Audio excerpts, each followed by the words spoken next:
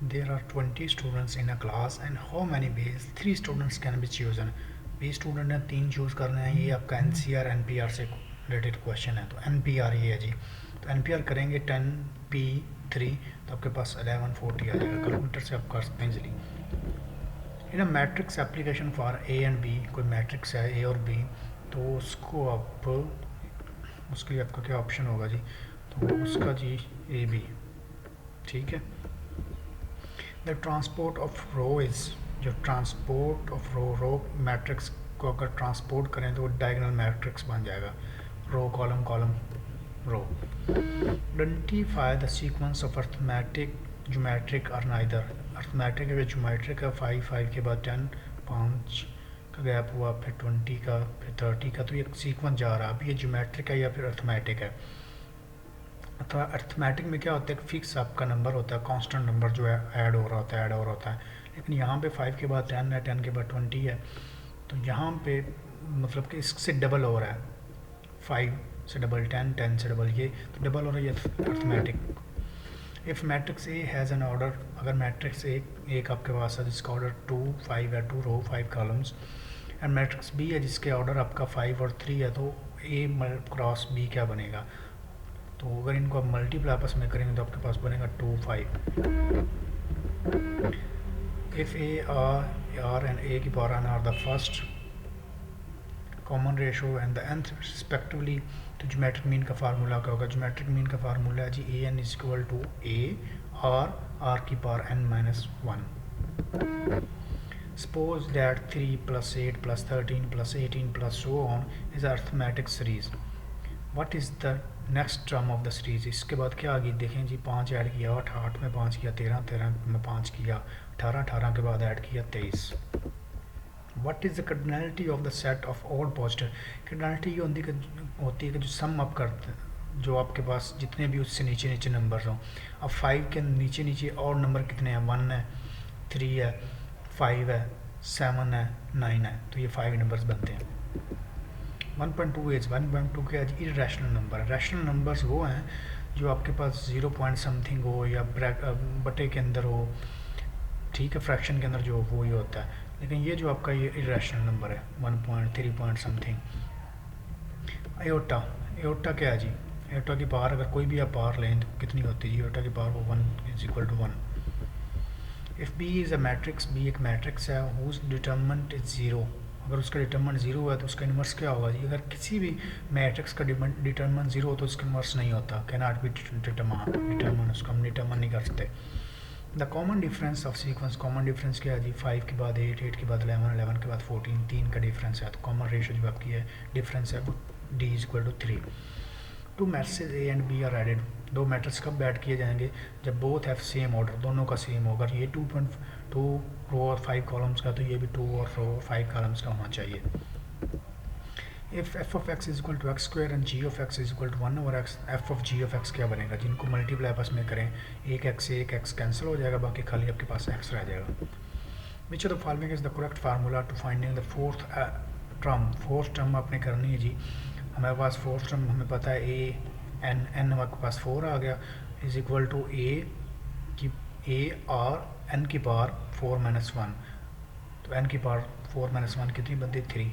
तो ये आपके पास, इसको एवोलेट करें 2 + 2 आए, अगर इसको हम करेंगे तो इसको आप सॉल्व करेंगे तो आपके पास 4 आंसर आएगा।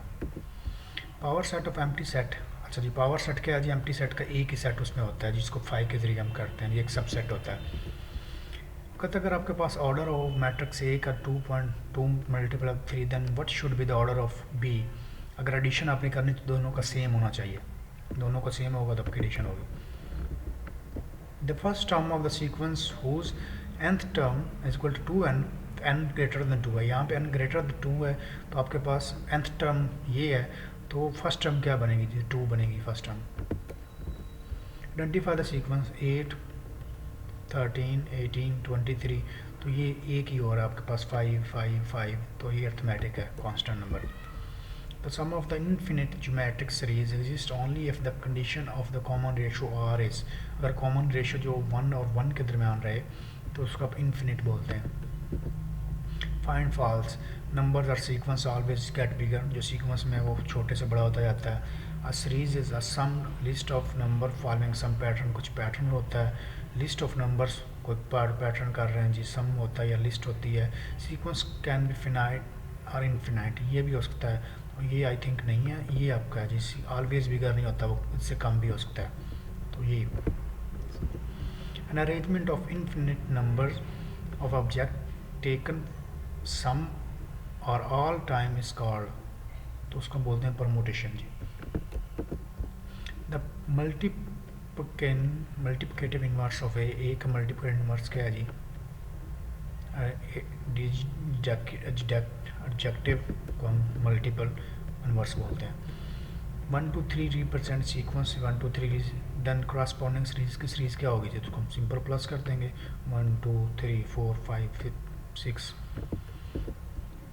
What is the sigma ration? Sigma ration क्या है? 2, इन सबको ऐड करें जी, 3 और 5। अब 3 हमारे पास 4 एलिमेंट है, 3 से शुरू हो रहे हैं, तो n1 n2 n3 n4, n1 से लेके 4 तक n+1, या फिर खाली n हो सकता है। व्हाट इज़ द, इसका क्या जी? 1 से शुरू हो रहा है, 4 तक जा रहा है और n को ऐड कर रहा है, सिग्मा, समेशन को सिग्मा बोलते हैं। Which the following is common difference D of arithmetics का कॉमन डिफरेंस क्या है? 1 4 7 10 10, 3 कॉमन डिफरेंस है, तो 3 आपका डी हो गया। Sum of first n-1 natural numbers, तो वो कितने होते हैं जी? n-1। Sum of the geometric series a + 1/2 1/5, इन सबको ऐड करें तो आपके पास आता है जी 1.8 आता है। तो अगर 3.5 को करेंगे, ये भी 1.5 1.8 आता है। Determinant of entry max, entry matrix determinant जो वही इक्वल 1 होता है। डिटर्मिनेंट ऑफ नल मैट्रिक्स में 0 होता है। यहाँ पे दोबारा आपके पास sequence formula a =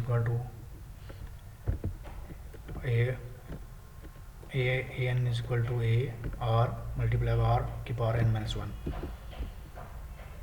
for the sequence of natural number का सीक्वेंस है, if sum of n natural numbers जिसका समेशन 21 है, द वैल्यू ऑफ n क्या होगी? वैल्यू ऑफ n 6 होगी जी।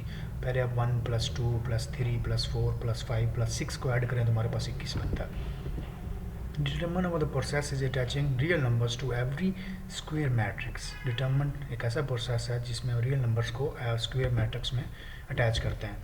The additive inverse of A, additive inverse of A का क्या है जी?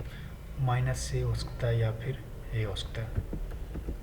If g of u, sorry ये